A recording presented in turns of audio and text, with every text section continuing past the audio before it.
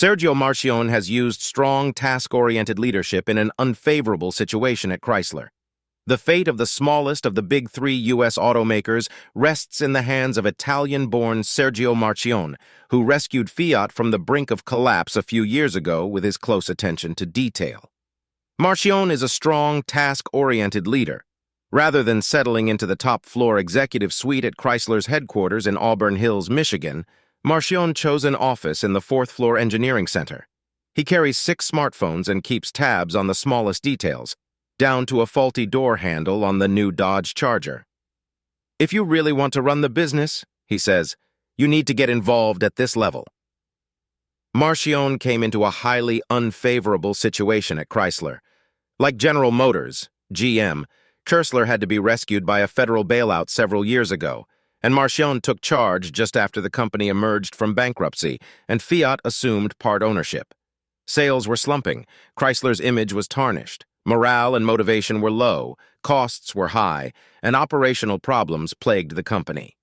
Marchionne became known at Fiat for working long hours 7 days a week, and he told his top executives at Chrysler to plan on doing the same for the foreseeable future.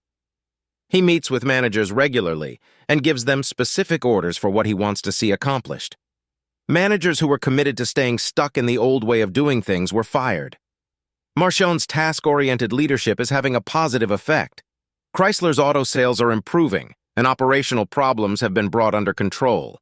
In addition, Marchionne's hard-hitting approach has brought a refreshing energy into the organization, giving employees a greater sense of hope and motivation.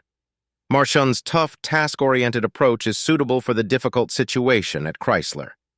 On the other hand, Ohio Republican John Boehner has not done so well as House Speaker during several recent political struggles, including the partial U.S. government shutdown over Obamacare. Part of the reason, some say, is that Boehner just isn't intimidating enough. Republicans are more divided than ever, and one observer said that Boehner's future success would depend on his ability to lead more and listen less.